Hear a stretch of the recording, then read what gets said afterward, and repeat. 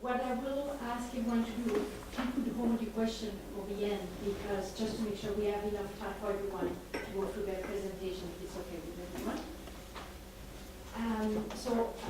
Without any further, I will ask Emmanuelle Brun to come. She works for CNSA. She's working as a civil servant for this unit of the government. And what we are looking forward is to hear about her perspective and what is happening with the government in France and how is it going to affect the private sector of the insurance system for long-term care. Thank you, Nathalie, for this introduction. So I was asked to give a general overview of the French system, public and private, and discuss the possibilities of partnership between the two sectors. So the French notion of long-term care can be defined as an elderly person's need for assistance in completing the essential activities of daily living, such as bathing, eating, toileting, as well as for needs resulting from cognitive impairments. French long-term care system mixes public and private financing. Total spending for long-term care, which includes public and private costs, was equal to 2% of GDP in 2011. Currently, benefits from private long-term care insurance pay only a tiny fraction of national long-term care costs, an estimated 0.5%, that is to say 200 million. This can be explained by market's low maturity. The market began to develop strongly around 10 to 15 years ago, but insured cohorts have not yet reached the age at which the risk of long-term care is high. Private long-term care insurance is considered as a complement rather than an alternative to a basic floor of universal public coverage. So it's a means to make up for the difference between the real costs and the public APA allowance or social assistance. Introduced in 2002, the personalized allowance for autonomy, called APA in French, is a universal benefit for French people 60 or older needing long-term care services. There are about 1.2 million beneficiaries in 2014. And benefits are determined by an individual's assessed level of need with a national 6-level grid. It is heavily income adjusted. With 5.7 million policyholders in 2012 out of a total population of 66 million, the French private long-term care insurance market is the world's second biggest market. This market has been growing steadily over the last decades. The individual market grew by 40% from 2002 to 2012, but the greatest market growth has come from sales of group policies, which have the added benefit of limited underwriting. As you can see on the bottom of the slide, a possible explanation, according to a recent article by Dirty, Nadash and Racco, is that French people may be more primed to purchase private insurance to supplement public APA coverage, or they already subscribe to supplemental private medical insurance. Moreover, French employers often contribute toward supplemental medical insurance for their employees, so it may also seem more natural and expected for employers to contribute towards supplemental dependency insurance coverage in addition to offering an employer-sponsored group plan. So this might be one of the factors of the success of the private market in France, even if not the only one, of course, and I found that interesting. Let's have a look now at the contracts themselves Eligibility is based on the person's ability to carry out certain daily activities without the aid of another person. The cost of premiums varies on a few factors only: age and extent of coverage, whether for severe disability only or severe and partial disability. So the average annual premium in 2010 was 345 euros, a figure that has remained relatively stable over the past years. Coverage can be even less costly, an average 322 euros per year, if the contracts cover only severe dependency, which account for about 2/3 of the contracts. As for employer-based policies, they can be even cheaper. The typical premium averages 74 euros annually, with about 0.5% of the cost borne by the employer. The particularity of the French policies, when compared with American ones, for instance, is that they pay out cash. Payouts amount to 540 euros on average per month. So they amount 563 euros for people with severe dependency, 292 euros for those with partial dependency, and around 150 euros on average per month for employer-based policies. In France, policies are often considered as being too complex. This was mentioned in a presentation by Deloitte in 2012 in a workshop, but also in a recent poll by UFC Que Choisir.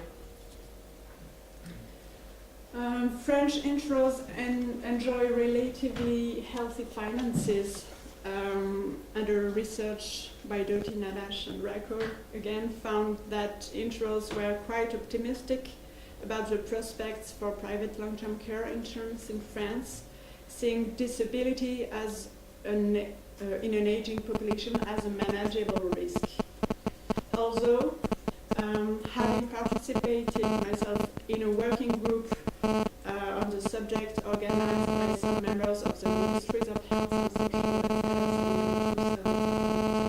in 2010, I remember that they were more cautious on this issue of the risk being manageable or not.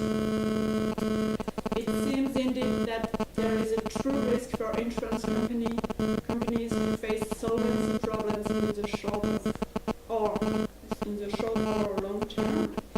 The reason for that is that there are still few data available about the probability of becoming dependent, about the duration and the cost of dependency. And when these data exist, they are not necessarily shared between the public and the private sector, even among the private sector. So we see that the risk is still not very well known, and if the policies become less profitable, then the risk is that the premiums will increase, which could eliminate the poorest policyholders and create what economists call anti-selection.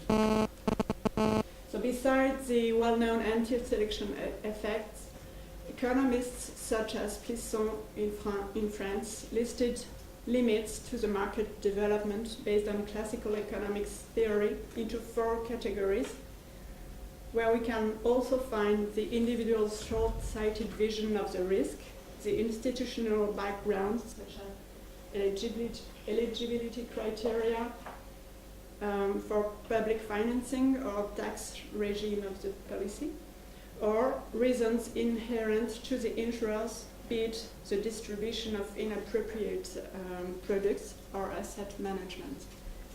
I won't develop this on this right now, but on this slide here we can see that it is not clear today whether French long-term care insurance companies will be able to further develop their products, as we can list some weaknesses in terms of the adequacy of existing private long-term care benefits in France. For instance, in most cases, only severe dependency is covered, So partial dependency coverage is more recent and more expensive, obviously. Even long-term care companies with more generous and expensive individual policies pay out only 580 euros per month on average to severely disabled claimant. Most people, 75%, are covered through group policies that pay out an average benefits of only 150 euros per month. We saw that already. And so it is also unclear whether those group, whether they will carry this, it is unclear whether the policyholders will carry these group policies over to their post-retirement years when they are at the greatest risk. It is, in practice, there is a high termination rate of long-term care policies, group policies, even when the policy does not allow capital lump sum withdrawal. Vesting periods for individual coverage tend to be long also. Purchasers must pay premiums for a full year before becoming eligible for benefits on the basis of physical disability and 3 years for cognitive impairment. All plans typically impose a 90-day waiting period before benefits can be paid. And Matthias, who is an expert in France right now from the insurance sector, but he used to work at the ministry cabinet, recommends further simplifying the French market by adopting more uniform definitions of the risk and inflation protections.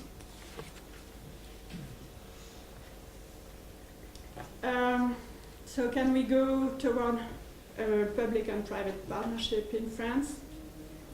In 2010, in order to study the possibility of a public partnership and to propose a first step towards cooperation between public and private sectors of organization, the CNSA, where I worked as a health economist, was asked to organize a working group. The working group was composed of representatives of insurance organizations, social medical services of the regional social services, as well as representatives of the various governmental offices and of the National Retirement Fund. The slide here shows what the group worked on and summarizes the objectives. We see that the group concentrated mostly on the development of a common reference tool of loss of autonomy, on how the public and private sectors could work together, and on a mutual recognition of the assessments made by each party. The next slides show the results of the working group. We saw that there was a first step towards dialogue, which had not been initiated before in France. A glossary and a dozen of recommendations were produced also.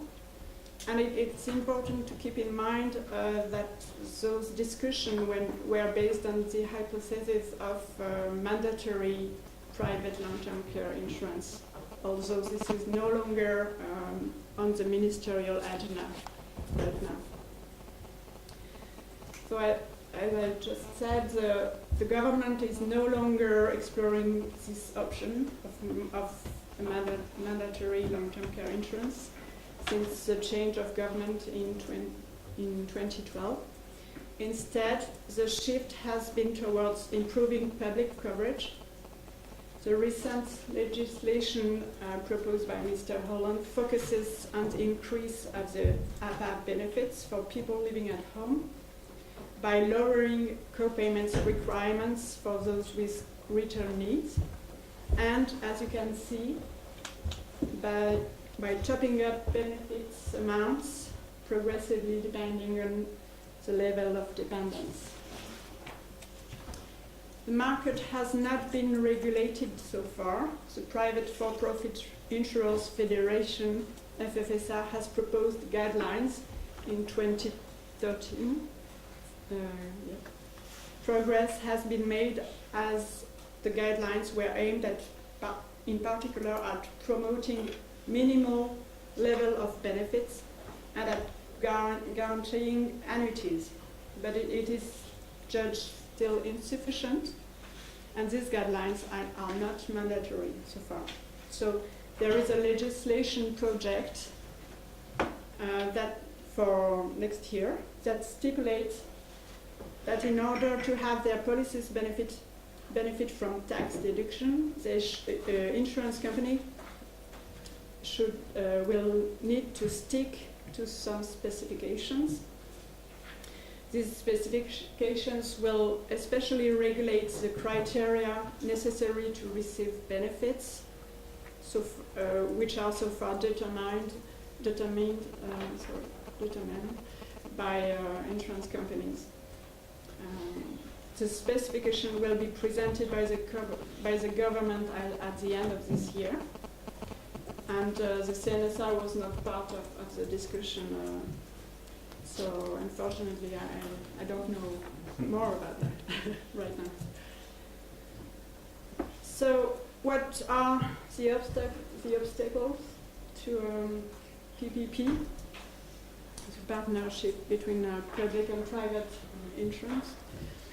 The utilization of different tools between the public and private sectors for the assessment of personal situations and for determination of eligibility constitute a major obstacle toward public and private cooperation. So for the evaluation of personal situation, today each organization still proceeds with its own evaluation with no mutualization of information between the two parties. And as well for determination of eligibility to the benefits. Eligibility tools are not identical between the private and public sectors, and they are used by different professionals, and again with no exchange of information between them. So on this last slide, as you can see, we really have different logic, if not opposed. Public benefit delivered by local social services follow a logic of total response to current needs, which means a logic of compensation of chronic disability. While on the other hand, insurance organizations subscribe rather strictly to a logic of benefit eligibility based on contractual terms established beforehand. Insurance contracts and associated assistance belong to the logic of long-term financing and services. So, for instance, the public local authorities expect the needs to vary during time, to evolve in time, whereas private insurance need to recognize the needs as being stable for a certain time before they give the benefit, I think.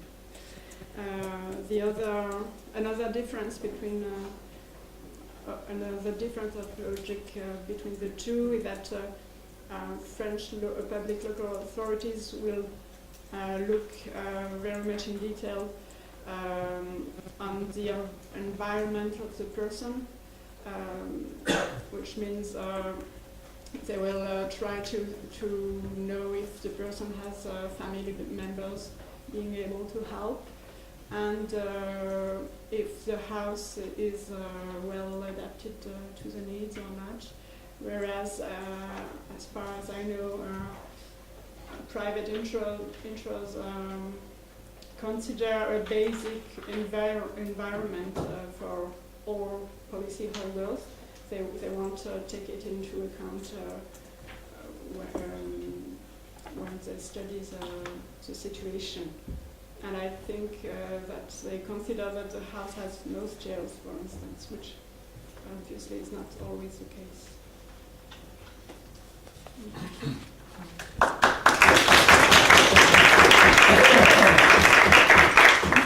Thank you, Emmanuelle. You're welcome. This presentation. So we heard a bit about the evolution of what has happened in France from the private sector to the public sector, how there was discussion about a fifth pillar and how this has changed to a different view of it. Now we will move on into the next presentation, if it's okay with everyone, to hear more about the fifth pillar in Germany and what is happening in the evolution. So Matthias is coming from the federal government and giving us more information on that. Thank you.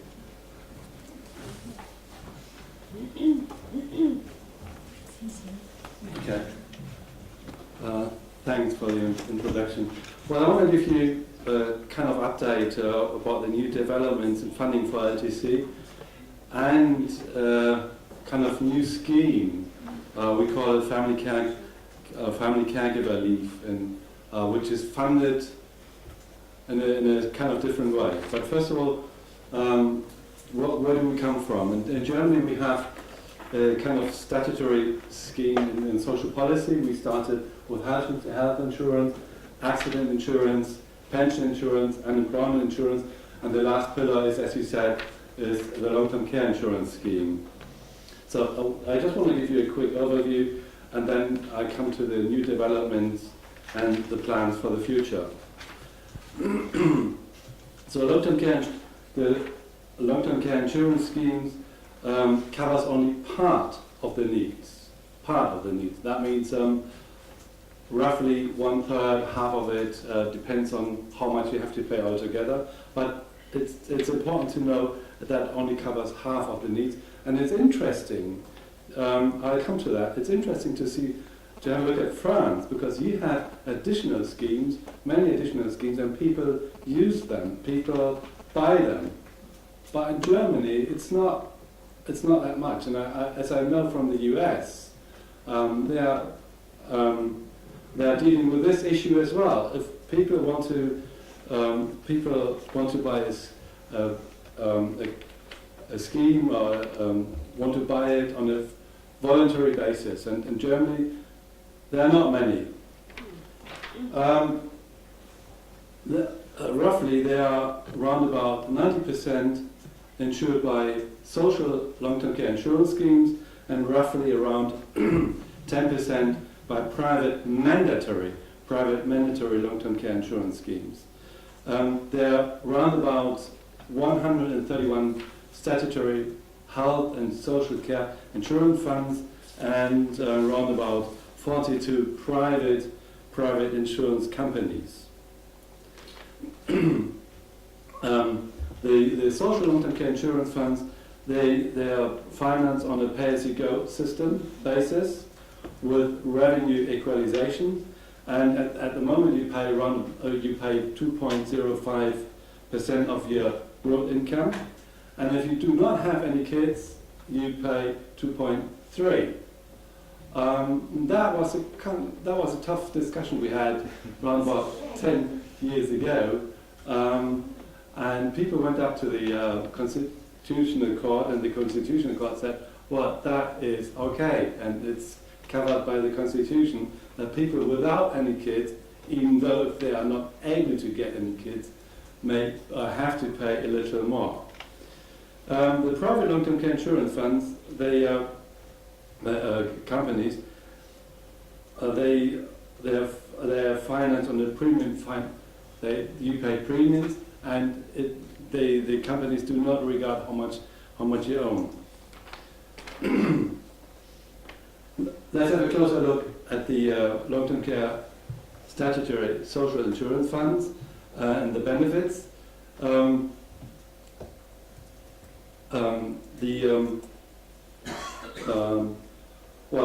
the employees and the employers pay half of it. As I said, people without kids pay a little more, and roughly you pay the most. There's a sort of ceiling, and you pay the maximum you have to pay is around about 83 euros a month. There's a sort of contribution ceiling. This includes the employer's part also? No, or just the individual's part? Yeah, it does, yeah. And the private mandatory long-term care insurance funds, as I said, the companies do not look at what you own, what you get from your employer, but there's a ceiling as well. It's the same as in the long-term for the social long-term care insurance funds. It's 83.02 a month. The most you have, the most you have to pay. So the both sides, the maximum you have to pay, it's the same. And the private companies have to give you a contract, and there's no gender-based pricing. And as I said, the maximum you have to pay, it's 83.02. Now, coming to the benefits and coming to the definition of eligibility and the assessment procedure, it's the same on both sides. So, as the benefits, I come to that, are the same on both sides, the definition and the eligibility and the assessment procedure has to be the same as well to come to the same benefits. So, in both cases, we have we have three care levels. We have the same assessment system to identify whether you need care or not. So everything is the same. Also, the relevant needs: personal care, nutrition, mobility, and housekeeping. So what the law does is it equalizes the both sides. The 10% of the people having a private scheme, and the other 90% having a statutory social insurance scheme. As I said, the benefits do not depend on income. There are benefits for home care, semi-inpatient care, and inpatient care, and there are benefits in kind and cash benefits. The only difference between the statutory health long-term care insurance funds on the one hand, and the private schemes are that if you're privately insured, you can only get cash benefits, and if you're insured by statutory long-term care insurance funds, you get benefits in kind and you can get cash benefits. So coming to the financing side again, the general contribution rate was raised to 2.05% in 2013. That was done with the last reform we had, and it should be sufficient to finance services up until about 2018. So this is for the 90% the statutory long-term care insurance funds. Now, this is new, and what's new again? We have support for private long-term care insurance plans. So for Germany, this is quite a new approach, because the government subsidizes private long-term care plans as an additional plan for the people being insured by the statutory long-term care insurance plans or by the private long-term care insurance plans, because both sides only give you only pay for half or not for all the needs. So there is a subsidy for this new plan of 5 euros per month if the insured pays at least 10 euros into the plan. And the companies have a legal obligation to contract, and there's no proof of good health. Minimum age 18 years, the waiting period is 5 years. The insurance is activated if the client develops long-term care needs or major general needs. That goes along with the assessment we have with the long-term care insurance plan. So that goes along with that. And the benefit rate in long-term care has to be at level 3, at least 600 euros. So a company can't say, well, we go beneath that, because the company has to pay at least 600 euros. And at the moment there are around about 400 contracts. And well, I think this scheme is for middle class people to save them to need social assistance or need assistance from the welfare state. And it's not, I think it's not for lower class people. And to be honest, I was quite surprised that we have already got around about 400, or a little more than 400 contracts. But we'll see in the future if it works out. I don't know, but it's very new for Germany. You mean 400,000, not Yes. 400. No, what did I say? You said 400 twice. I wanted to say 400,000. Sorry about that. That's a good joke. Good, thank you. Well, you know, at the beginning I would have thought 400, but 400,000. Now, having a look at the plans of the Grand Coalition, we will reform the long-term care insurance scheme in 2 steps. The first step is what we have to do, a dynamization of benefit rates by 4% as of the 1st of January 2015. That is mandatory, and that is set up by law. Well, it's set up by law that it has to be raised according to the price trend and may not exceed the gross earning development. And that's around about 4% at the moment, so that has to be done by the 1st of January. There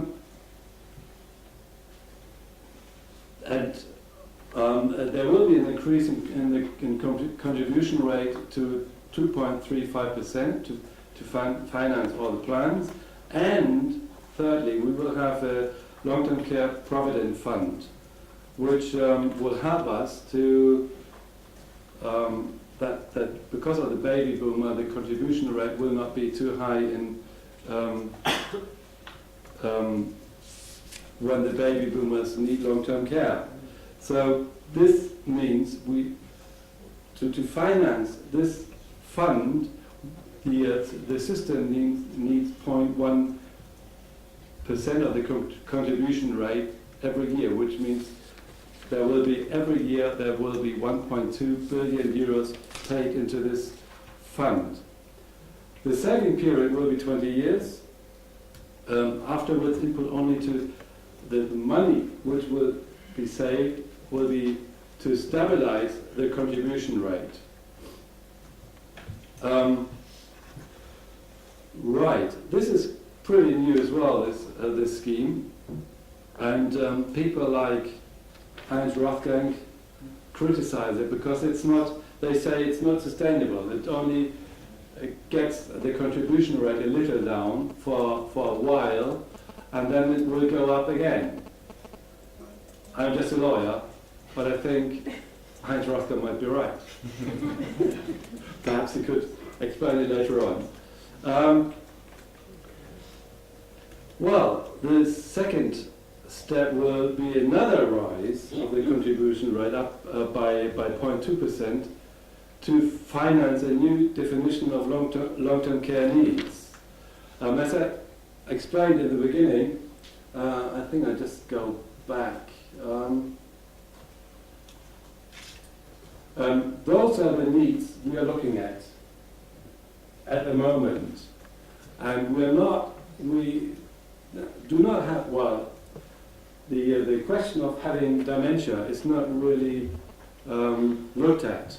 And what we want is that dementia plays a more important role, especially regarding the assessment and especially regarding the benefits. And as we know that this might be quite expensive, we need more money. We need 0.2%, which means that we need roughly around about 2.2 billion euros a year more to finance all of that. Right, those are the plans the growing coalition is having in mind, and we are working on. And now I come to regarding long-term care. Now I come to another plan regarding caregiving leave. At the moment, people have a right to leave their job to help the elderly, to help their family members for 10 days and for 6 months. But they get social assistance, so they are insured. They have health insurance. They get some money for the pension insurance, but they do not have they do not get any money when they are off their work. So they don't have any income, and we have to help them. We have two laws. We have this law, and we have, as we call it, Family Caregiver Leave Act, where if the employer agrees, you are able to leave your work for 24 months, but you have to work part-time. But those people, regarding this act, they don't get any money either. So what can we do? What our plans are that we give them a right to leave their work up to 24 months, and we give them a right to have a free loan for a certain time and paying it back in a certain period, so that people have to have a certain income during that time. We do this because we want to have a balance between the needs of working on the one hand and the needs for family caregiving and helping the elderly, helping their family members. And we want to help people have, as I said, to have this kind of balance. And also, at the same time, I think this act and this plan is important to stabilize the outpatient sector, because we are sure that we will not be able to meet the needs of people with long-term care needs just by professional workforce. We do need voluntary work. We do need the families, and as we do need them, we have to help them. And I think this is the kind of new system we are developing in, giving free loans and the government by the government, and they pay back to the government. And if they get into trouble afterwards, we will help them either. Thank you very much.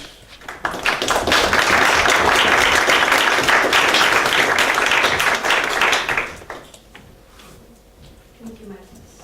Sure. So we're moving to the next session. So we've heard about the different reforms that Germany is putting in place, and Raphael is going to be speaking to us about the UK reform, different approach that is being put in place as well to try to take care of the society that we have everywhere. Thank you. Thank you very much. So if we can introduce us, we see that.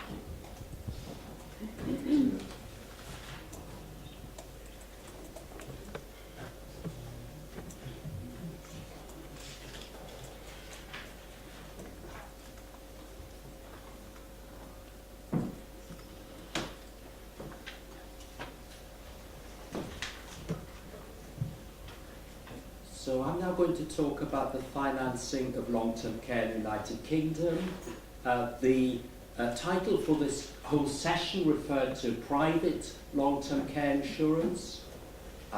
In one sense, I could be extremely brief on this. It is simply not available today. But, of course, we do have things to say, though. So, I also can acknowledge that the work I'm going to talk about is funded by the Department of Health here, by the AXA Research Fund, and I've been working with a group of colleagues both here at LSE, at the University of East Anglia, and elsewhere. And we've been conducting over, actually coming on for 20 years, I guess, a whole series of projects at the PSSU at LSE and also at Kent as well, on the financing of long-term care, which have included comparative international studies. And we've had the opportunity, grateful for, to provide information and advice and analysis to inform a whole lot of reviews over that period, since roughly the start of the Blair government. The key issue here has been the balance, really, between public responsibility and private responsibility in an era, first of all, of course, of demographic pressures, as is very well known, and then more recently, of course, the last several years now, of course, of considerable public expenditure constraints. Just very briefly, I think it'll be very familiar to you, the situation in the UK is that healthcare is basically free at point of use, funded principally out of general taxation. That is not true of personal care, which is means tested, except in Scotland, where for older people it is sort of more or less free. And the means test is quite a tight means test, not unlike that of Medicaid really, taking account of both wealth and income. But in particular, two features to note: people with wealth more than just about £23,000, what, 25,000 euros, are not eligible for local authority support, and the value of the house is taken into account if someone enters residential care, in most cases, unless they have a spouse or close relative still living in it. Very briefly, some facts and figures on the situation here. Actually, these data are related to England rather than the whole of the UK. About 3.5% of our older population are living in care homes, of whom over 40% are required to pay for their care in full privately, with the rest funded either by the NHS in some specialised circumstances or by subsidy from their local authority. For community-based care, we don't have such detailed figures, unfortunately. About 500,000 older people are receiving some sort of publicly funded social care in the community, not necessarily intensive home care. And an uncertain number are paying for home care privately. And those who do get local authority funded care have to meet a fair proportion of the costs, on average over a third if they're in local authority funded residential care, or about an eighth typically on average if they're receiving local authority funded home-based care. So now to private insurance. Analysis conducted by my colleagues Jules Forders here and Jose Luis Fernandez found that about 10% of people turning 65 can expect to face long-term care costs of over £100,000 over the rest of their lives. Actually, this is not private funding, it's £100,000 in total, whoever's paying for it. Our classic economic arguments: if people are risk averse, and you'd expect them to be facing this type of potential loss, it would surely be more efficient for them to be able to obtain insurance, whether private purchase or through social insurance. Yet, as I've said, long-term care insurance, the traditional types of, on the US model, let's say, is simply not purchasable in the United Kingdom. The one sort of related product that is available is so-called immediate needs product. That's to say, if someone enters a care home they can buy what amounts to a type of impaired life annuity at very advantageous rates. Nevertheless, I believe the cost is getting on towards £100,000 for that.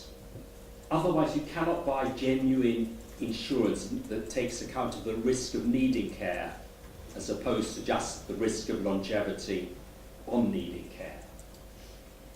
There have been various market failures, and one of the issues is exactly what these market failures have been. These are some of the suggestions, and I think that Emmanuelle also referred to this earlier. It appears that people, first of all, probably underestimate their need of requiring long-term care in late old age and or the duration and cost of that care, and overestimate what the state will do. There's a mistaken, or has been a mistaken impression that the NHS will fund it, or that social care is funded on a similar basis to the NHS. What I'm not sure is whether this has changed recently. There's been just so much publicity on this issue. On talking to actuaries working in this area, the industry, they've referred in discussions we've had to the lack of adequate data. And I think, again, Emmanuelle, I think made this point for France. There isn't really the robust data to calculate the premiums accurately. And I guess this is sort of vicious circle. If you don't have the products, you don't get the data, and therefore you don't have the data to cost the products, so it becomes more difficult to launch the products. Products were available in the 1990s here. They started around about 1990. A number of the big players entered the market. By around 2000, they had left it again. One of the things I've just referred to is pricing the product accurately, and I gather that the companies who offer these policies began to suspect that they'd underpriced them. And as it was, demand was poor. And I found on talking to actuaries, it referred a lot to the difficulty in selling it and persuading people that it was value for money for them, in effect. So this vicious circle of low uptake. I don't think there were ever more than about 35,000 enrollees in the UK, and feeling that you probably had to push up your premiums because they were probably insufficient. So the answer was to leave the market, and that's what happened. And these sort of market failures relating combinations of demand and supply side failures, I think were one of the reasons, perhaps the main reason, why the Dillnot Commission, to which I'll be coming back to, recommended what amounts to a type of public sector insurance with a high excess. So now I'm going to refer to one of the studies that we've done in recent years. This was funded by the AXA Research Fund and commissioned from PSSA together with other research institutions. It had a number of aims, two of which I mentioned on this slide. One was to present estimates of the expected lifetime costs of care for older people in the UK under various scenarios. And the other was to produce an estimate of what the premiums might have to be if such products were to be relaunched today, and to be reasonably generous. I mean, a rather different sort of product from the French one.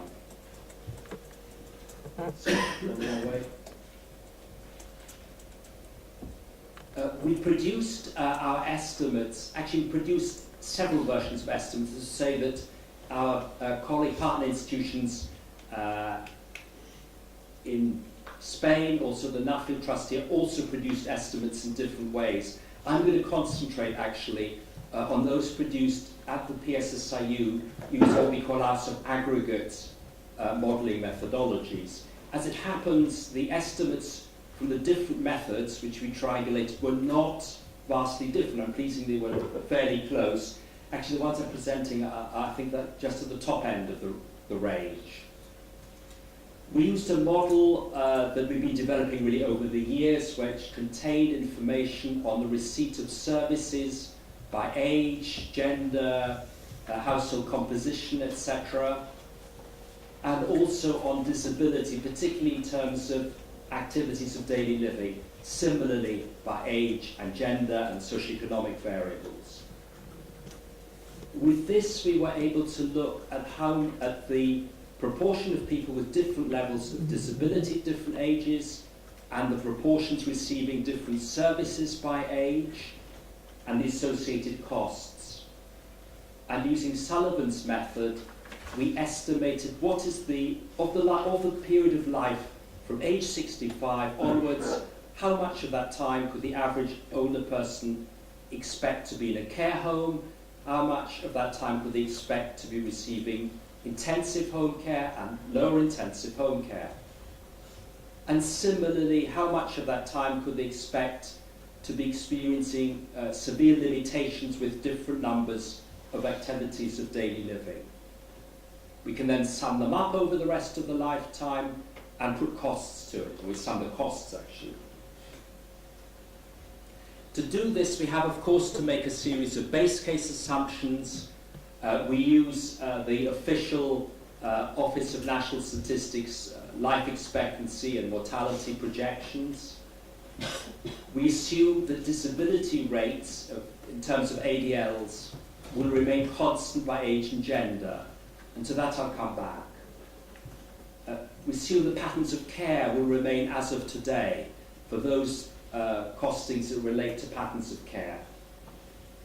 We assume also that the real terms, unit costs of care, as say in hours home care, will either remain constant or will rise by about 2% a year in real terms, broadly in line there with average earnings.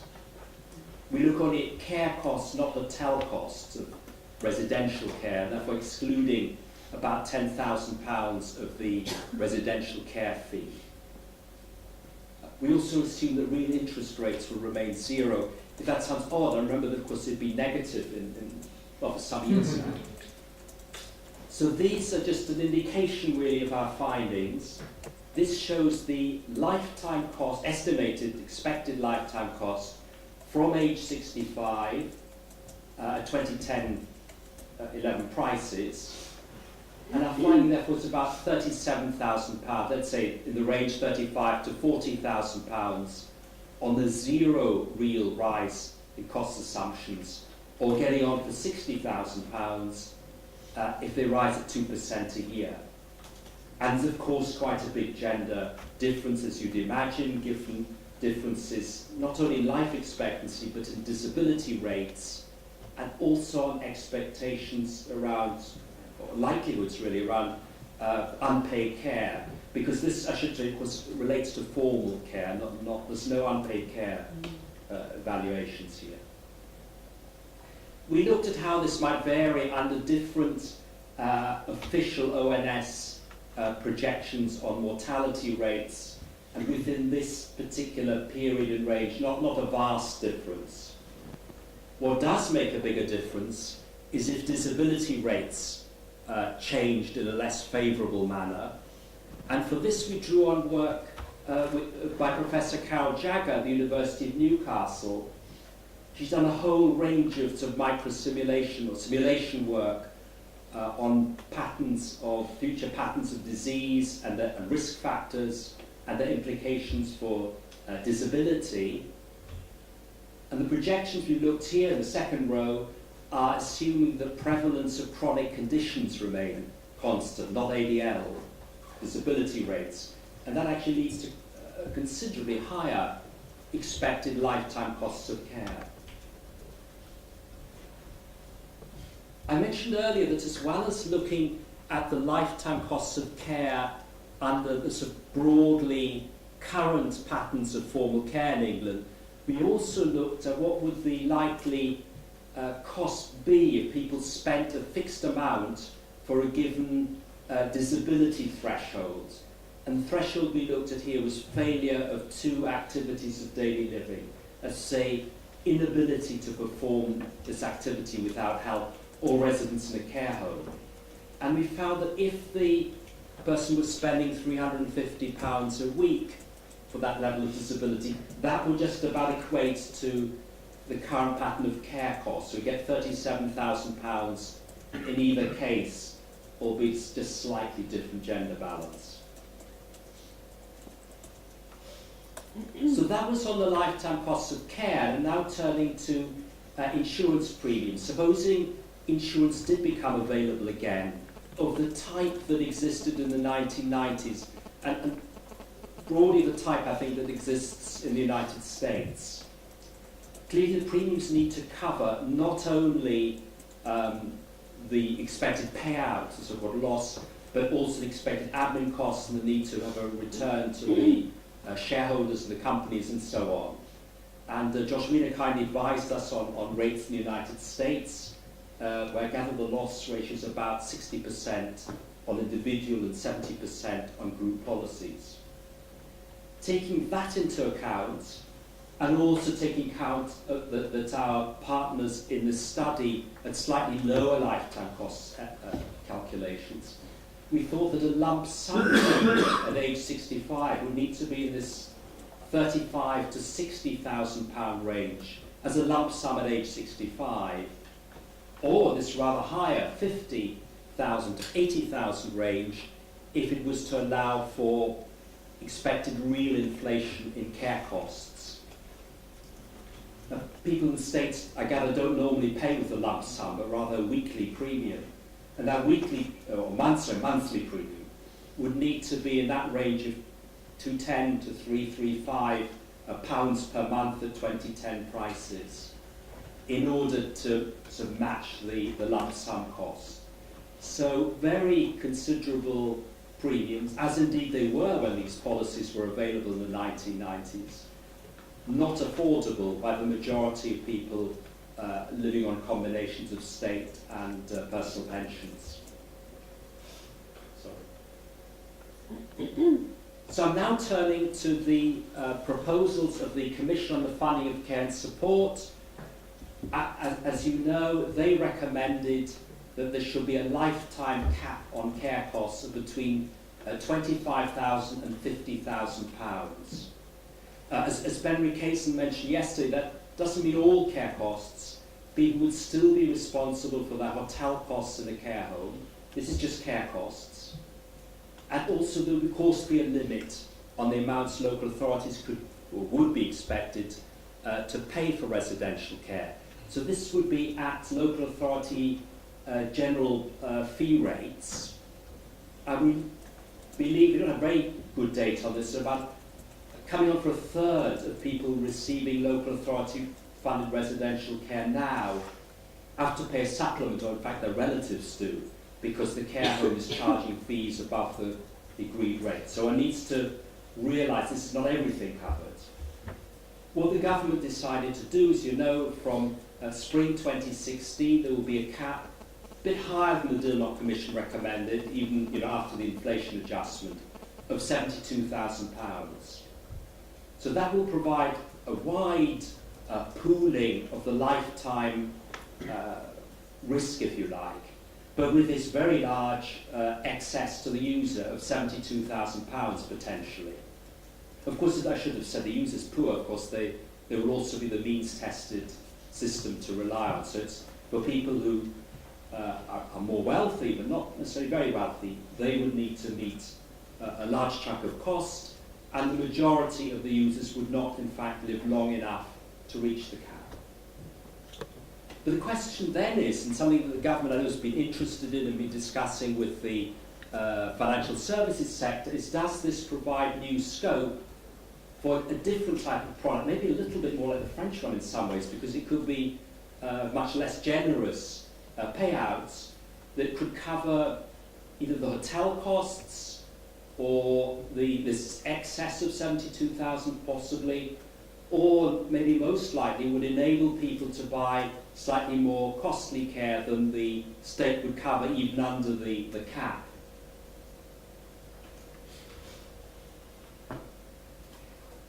So I'm now going to turn to another study which we did, and this was commissioned by the Department of Health on behalf of the independent expert commission that recommended the cap, the so-called Dillon Commission. We actually did two studies, one in respect of older people and one in respect of the younger adult group. But I'm going to talk about the work we did in respect of older people. And we conducted this particular study in collaboration with Ruth Hancock and her colleagues at the University of East Anglia, using their microsimulation model known as CareSim in collaboration, conjunction I should say, I suppose, with our macrosimulation model. And this work was designed to triangulate other pieces of dynamic microsimulation work done by Jules Forder and José Luis Fernandez. So it was a triangulation piece of work along with this other study. I don't need time here to go into the very detailed methodology. But very briefly, we made the same sort of base case assumptions as I mentioned in our other study. That's to say, prevalence rates of disability remaining constant, unit costs rising by 2% a year in real terms, and the pattern of care remaining unchanged.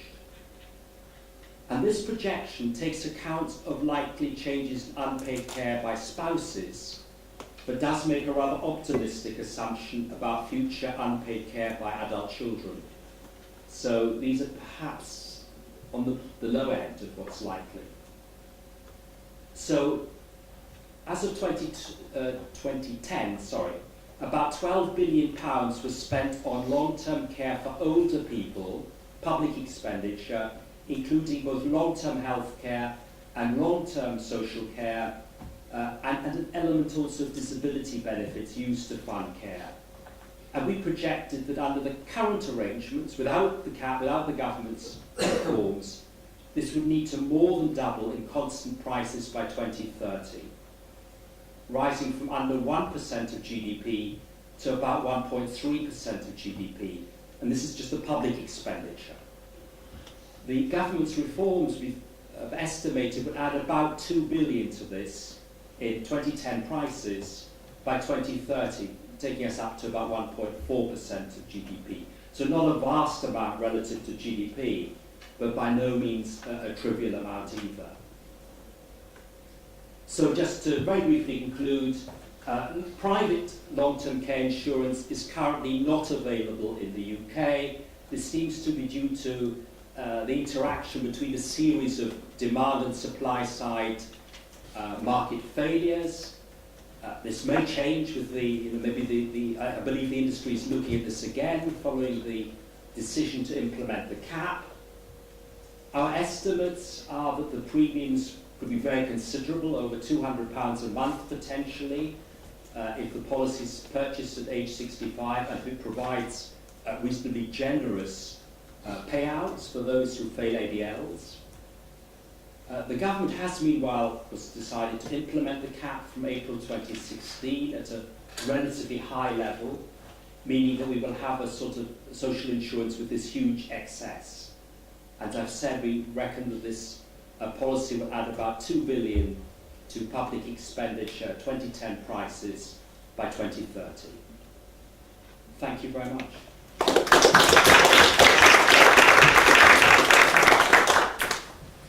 Thank you, Raphael, for the presentation. So we've heard about the inexisting market in the UK, or almost inexisting market, or it's a different version. What the government has put in place with the deal now reform and the discussion that has been happening. So we finally come to an agreement at 2000, but I think that was not the first figures when we first came up with them. Now we'll hear comment on the US market, what is happening, and give us an overview of what is happening.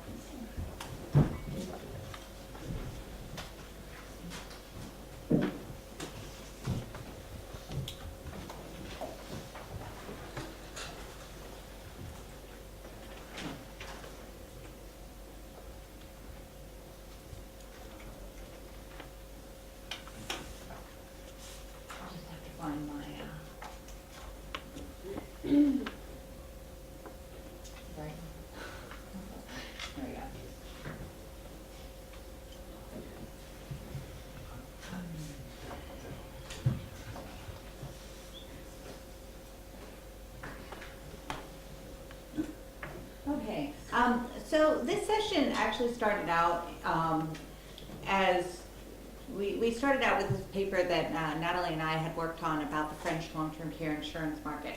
And I also wanted to acknowledge the fact that Pam Doty of the U.S. Health and Human Service Department she is a co-author on that paper and was also instrumental in developing this.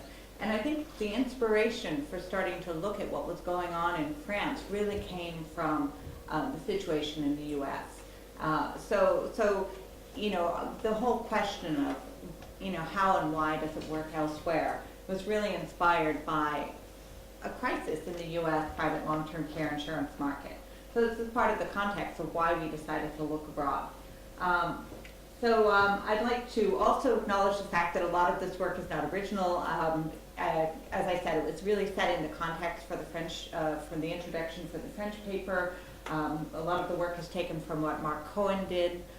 He's done really a lot of the work around what's been going on in the private long-term care insurance market in the U.S. So I also wanted to acknowledge that. Is this going? There we go. Yeah, Cambodia and Cohen. Okay. And also yesterday morning we had a very good session where we talked about some of this stuff as well, and I'm going to refer to some of the stuff that we talked about in that meeting. All right, the market in the U.S. is in crisis. Companies are dropping out of the market. Underwriting is getting stricter. A lot of companies are introducing restrictions. Even one company has been considering a gender-related premium. There have been premium increases. And over the years, the clientele has been narrowing. The people who are purchasing long-term care insurance tend to be richer, wealthy, better educated, et cetera, et cetera. So we're really looking at the death spiral of the industry. And, while I thought this might be a little bit hyperbolic and maybe I should, tone down my language a little bit more for this presentation, what was really funny was yesterday the guy from the insurance side from Towers Watson, he actually referred to the policies that we've been using in the United States, that have been prevalent in the United States, as long-term care insurance 1.0, and that we need to move on to long-term care insurance 2.0. He was really acknowledging that this is a dead duck. The model that's been out there for so long, it really is over. So I thought that was a pretty bold-faced acknowledgement by somebody from the insurance industry that the current system is not working. And the reason why this is, you would think the evidence is so strong that this would be just kind of a given. The U.S. private insurance industry has not been particularly susceptible to accepting that they've been going down the wrong road. So this really is sort of a sea change right now. Finally, we've gotten to the point where, and that's sort of the end of my presentation, we really, are we at a tipping point now where real change can happen, which is really kind of exciting in its own way. So here's an illustration of, some of these facts. The number of insured lives has been relatively flat since 2005. Companies have been dropping out of the market like flies. There were 102 companies selling long-term care insurance in 2002. Now they're around 12. Now Cohen did a survey, why are you dropping out of the market? And there are various complicated reasons for why this has been so. A lot of it had to do with the financial crisis and the fact that, the money that you use to pay out benefits is in the market, and if the market doesn't do well, then you don't have any money to pay people out. So so there's that kind of historical accident sort of answer that has nothing to do with how attractive the product is or anything like that. So in one sense, we can sort of write that off. But there were also a lot of issues around inability to predict what was going on, what was going to happen. Just a huge amount of uncertainty about, what the future was going to look like. So Cohen surveyed 26 companies, and they talked about product performance, not hitting their profit objectives, cited high capital requirements, and that's related to the stock market explanation I was just mentioning. There was a lot of risk. They saw this as an extremely risky market.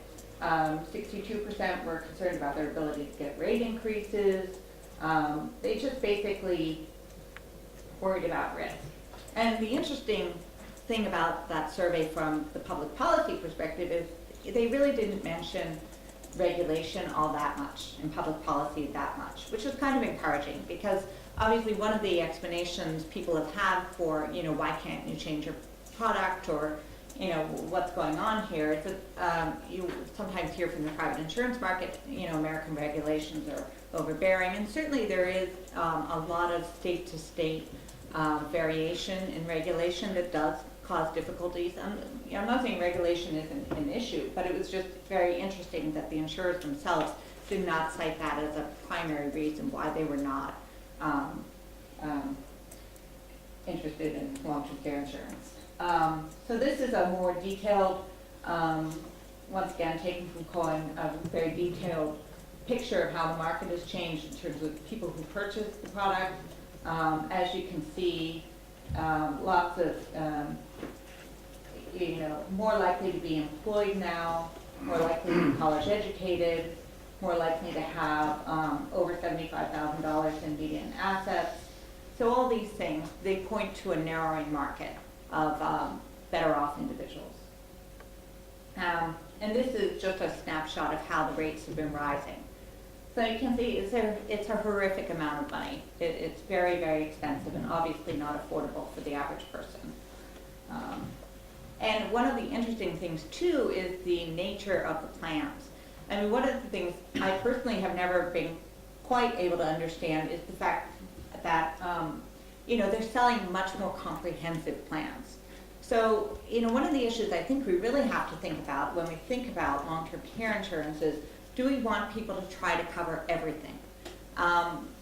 During our recent debate about the Class Act, I remember there's this guy named Bill Weissert in the U.S., and he was really anti-class because his idea was, well, the Class Act doesn't insure against the real risk, which is the risk of a very expensive nursing home stay. So I think one of the things we want to think about as a group is what is the public policy goal.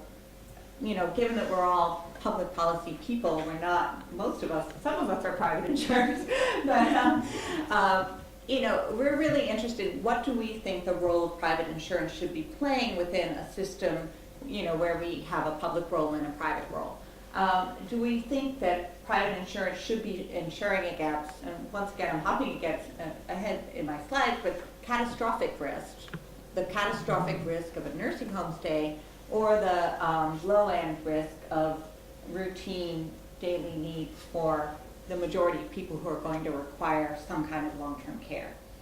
So the interesting thing was that the American product was trying to be all things to all people. It was trying to cover home care, low-end care, and then also nursing home care. And the private sector person would respond to this by saying, well, that's what's sold. We offered these other products. We had these options available to people. Why didn't they buy those other products? So I guess that's something to think about. I mean, the skeptical response would be, this guy yesterday from the insurance industry was talking about how these products are sold. He was arguing that long-term care insurance is sold, not bought. That you need to have somebody there selling the products. And he produced some very interesting numbers about how insurers who invested in training their brokers and developing specialized brokers who only sold long-term care insurance were much more successful than those who do not develop a specialized selling expertise, which backed up his argument about it has to be sold. But you could also say, well, they're being trained to be selling this really expensive product. Maybe they were selling the high-end product because there was a bigger profit margin on that. So it's just something to think about.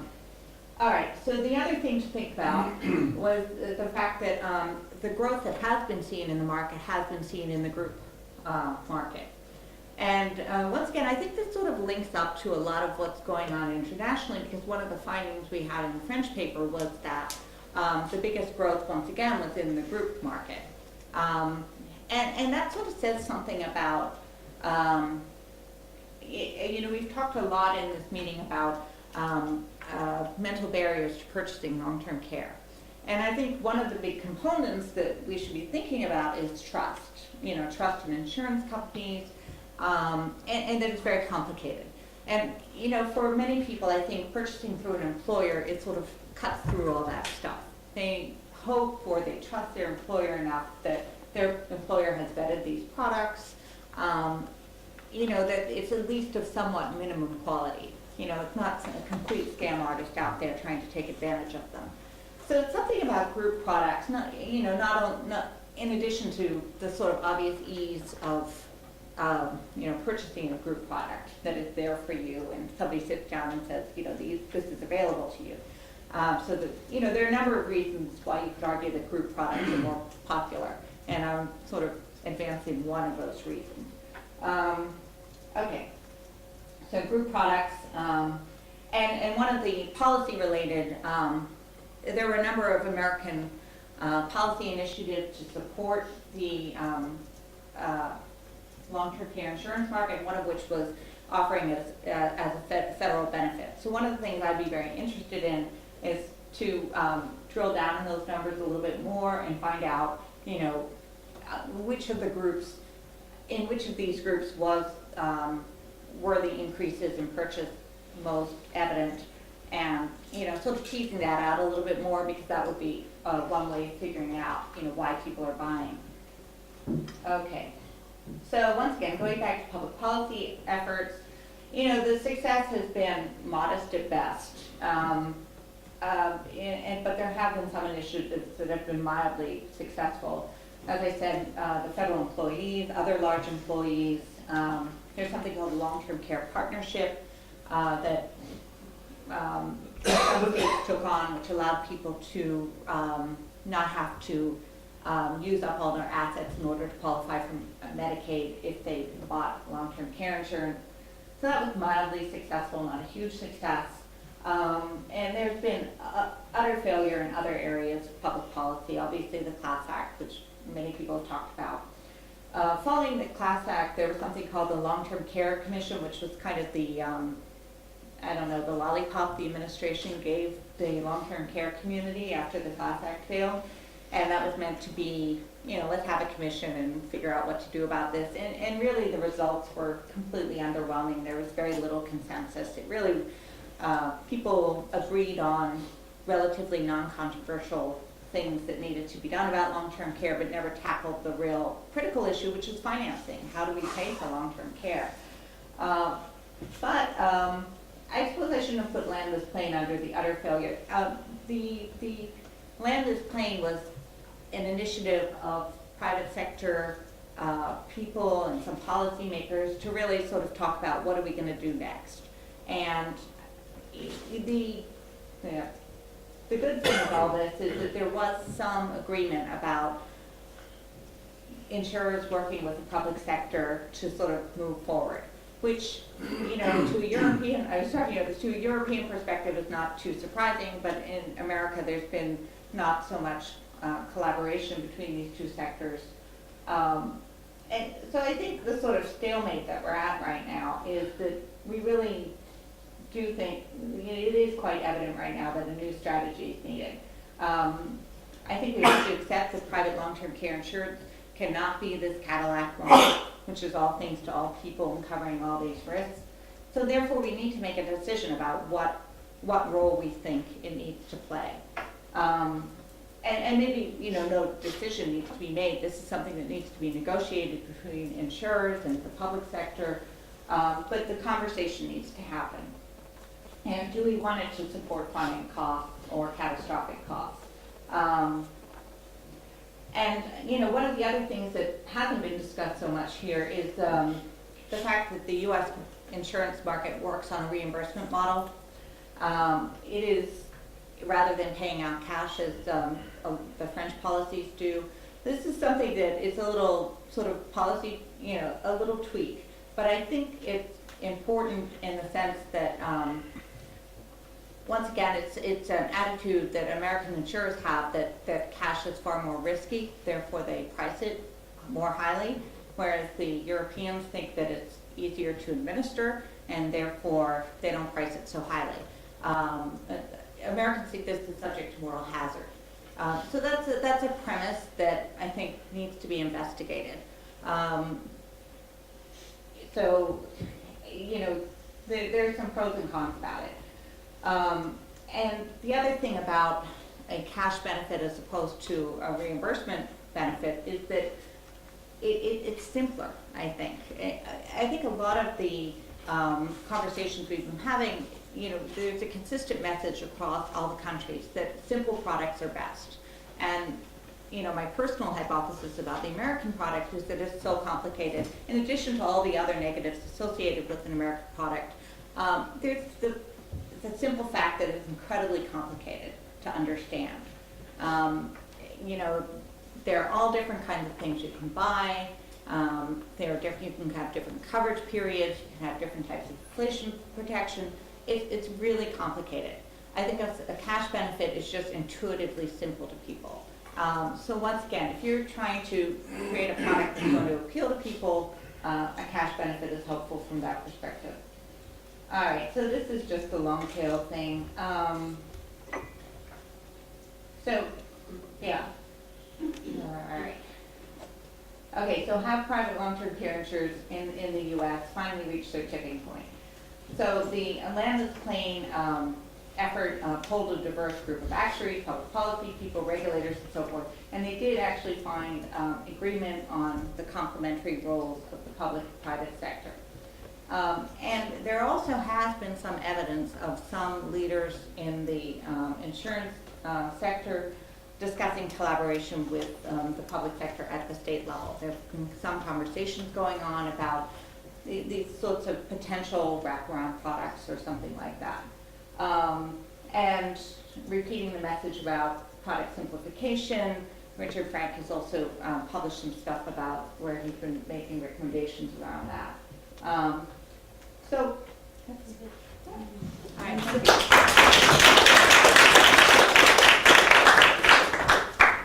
thank you, Pam. We've got a couple of minutes. If anyone is okay, you know, to take a couple of minutes for the question, shall we go ahead and allow? Yeah, a couple of questions, some of which are related to Germany, but they're actually related to quite a lot of this. It's merely that I know Germany better than I know some other places. One of which is the question of inflation rates for care services in relation to price indexes for other services. And I have quoted already in another session Beaumont's law. It is a law. I noted, for instance, that Ralph had holding the inflation rate the same as other prices, and then there was 2% faster. I know that one of the problems in Germany has been that benefit levels were kept constant for years and years and years, and at the same time the relative inflation rate, as I understand it, was galloping ahead, really going ahead very, very fast. And that was one reason why LT, long-term care insurance, didn't do what it was supposed to do in Germany, and people were still dependent upon means-tested assistance, much more than was ever expected. The other problem, of course, was that in Germany you did not cover dementia, the fastest growing component of frailty in older age, and to what extent have other plans, including private plans, managed to cope with this? It's not only a risk, it seems to me it is a great uncertainty, and once it becomes an uncertainty and not a risk, it of course drops straight out of the insurance market in any case. You're right. It's quite simple. It's quite simple. And the dependency of people on the welfare state and the subsidies, it's right. It went up, and that's why we put in the reform in 2007-8 that there has to be an inflation, what do you call it, inflation? Adjustment. Thank you. And it will be by 4%. And regarding dementia, you're right as well. And that's why we will have a new definition of care in the future, and we're working on it. And it's gonna be expensive. It's gonna cost something like 2 to 3 billion euros a year. So you're right. May I just add a figure from 1995 to 2008? The benefits were kept constant, and the inflation in this market was about 20 to 25%. That means in 2008, the real purchasing power of long-term care benefits was 1/4 or 1/5 lower than when introduced. Since then, we have adjusted at a rate of 1.3 to 1.4% per year, which isn't very much. So I have two questions. One for Germany. I've never understood what the point of the private insurance is. It seems to be the same as the statutory system. Well, So it's mimetic. It's mimetic to the public system. it's what? It's copying. So it's like the So what's the same point? regulation. I mean, Why isn't everybody just in the statutory system? And why would you do that? why? Because Basically what those persons are people like civil servants and lawyers and doctors who are not inside the regular state social security system. But it's effectively mandatory, because if you are a lawyer, a doctor or a civil servant, you have to have something. So it's a bit of a deception in some ways if you do not understand that system to understand what is going on. So why isn't everybody just in the statutory system? Because the Germans are very peculiar people. Well, he's right again. Well, they're asking me why we have the system. Wie immer. Well done. But it's just because we have a divided market in the health insurance market. It's divided up into 10%, as I said, and 90%. And the 10%, the private insurance market relies on the civil servants like me, unfortunately. Well, they want to keep their share of the market. So, and when the long-term care insurance scheme was invented and put in place, so they just copied it. And the same companies who are in the health insurance market, they are in the long-term care insurance market, and they are obliged to have a long-term care insurance scheme. So it's just, because we have this divided market in the insurance, on the insurance side, we have it in the long-term care insurance side as well. So could I ask my French question? So the benefits are incredibly low. So what is it that they tell people they're getting? Is it marketed in order as for them to sell. Yes. So are they saying you're going to get enough for home care, or is it a cash income supplement? It's certainly not enough to cover the cost of institutional care. So what is it that they? It's not enough, obviously, but added to the public allowance, it helps at least. For Private sure, insurance, my it opinion, helps. it's not enough on a It's- non-cover at all. It's filling in a gap, because basically what the IAPA is doing is filling in about 800. Like if you look at the cost of if you go into a home, it's about 2,000, 2,500 per month in France, depending where. You've got the IAPA is covering about 800. Then you've got people that have income, retirement income of about 1,200 euros, depending on the average. So